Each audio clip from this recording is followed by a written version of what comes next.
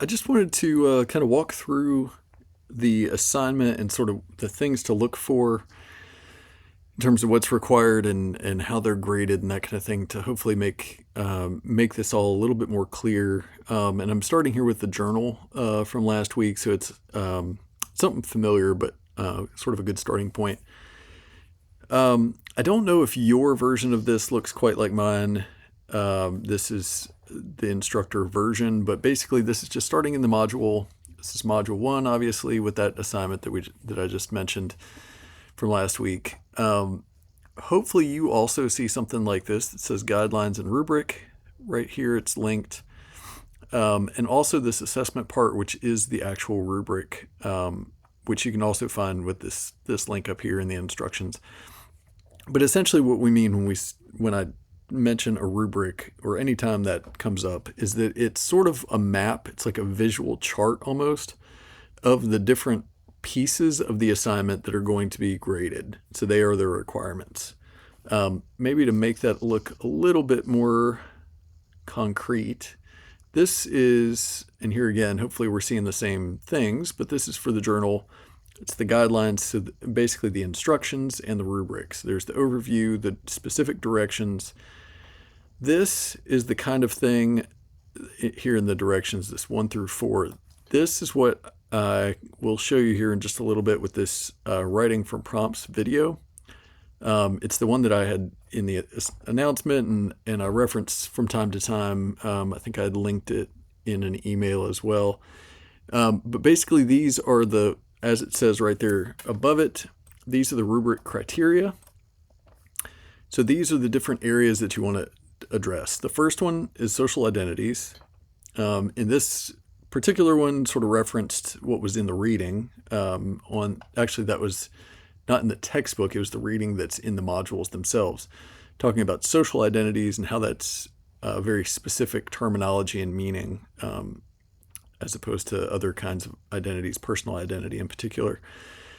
Then the second area that you're supposed to discuss is implicit bias or unconscious bias. And there's some description here basically about things that you need to address. And then the core principles of justice. Here it doesn't, I wish that this language, I don't actually have control over this, but I wish it said a little bit more clearly, but this is from the course materials. This is from the readings.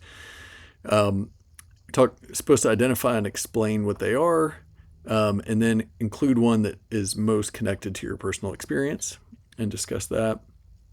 And then the last one, and all of these are required, you'll see it in the rubric, but understanding of bias and justice. So taking sort of 2 and 3 here above, and discussing how like implicit bias would show up or impact those social justice principles.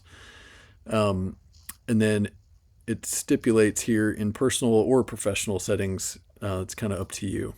But using one example is key there. I highlight all these things because essentially in this video, what I'd suggest to people to do is copy and paste this into a Word document. And then if you create some space in between 1, 2, 3, and 4, give yourself a couple of lines there, and then write a paragraph that responds to that prompt and does the things that it asks you to do. Then you're almost guaranteed to have addressed each one of those requirements. And the rubric will help you with that. It'll also help you get a sense of how thoroughly you need to do that to get the grade that you want. And I'll show you that in a moment. But if you just do that, if you just copy and paste, in this case, these 4, and then write kind of to that, that will help dramatically. That really, it took me a long time to kind of figure out that was a good way to do it, as opposed to just like read the instructions and then like reference back as I was writing. But if you just copy and paste those, that will go a very, very long way. Okay. There's also some other things here about what exactly is required. It says 1 page. That's a good guideline. Some people's were a little bit longer, but whatever works. 12-point font, double spacing, sure. The rubric. This is the other important piece here, and you'll notice So this was number 1, number 2, 3, and 4. This one also has a 5th one, which is about the communication. So basically, how's the writing in the assignment? And you can see that in these descriptions. Each one of these columns here in this chart is, and this is essentially literally what I see when I grade. Does it meet expectations? Does it partially meet expectations? Or does it not meet expectations at all? And here it gives you the sort of subtotal of the points, and the total is down here at the bottom. You can look at, there's a rubric for each assignment, and you can look here and it will say it's very clear, thoroughly done, at least one example, that kind of thing.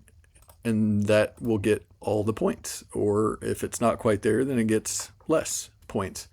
And this is true for each one of those. So as I was saying before, if you sort of copy and paste into a document and then you write, kind of reading that, again, that prompt from up here, if you write essentially directly under it here, actually, just let me show you. We'll just do this.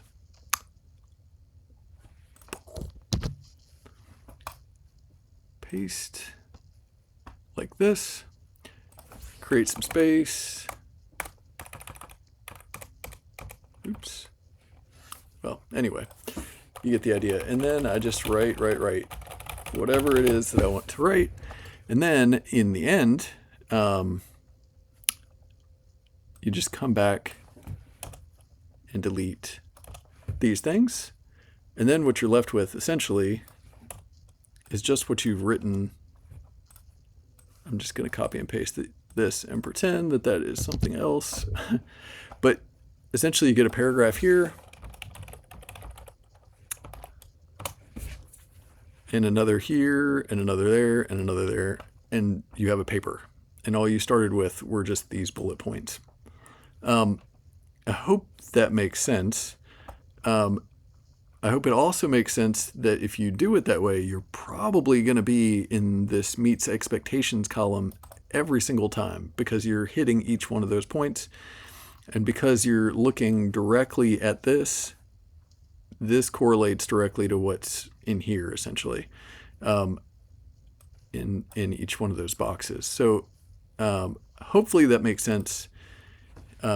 And it's kind of a good way of thinking about how do I approach each one of these assignments. If you have additional questions, we can talk through that, but I was hopeful that this would help with that. As I mentioned, there's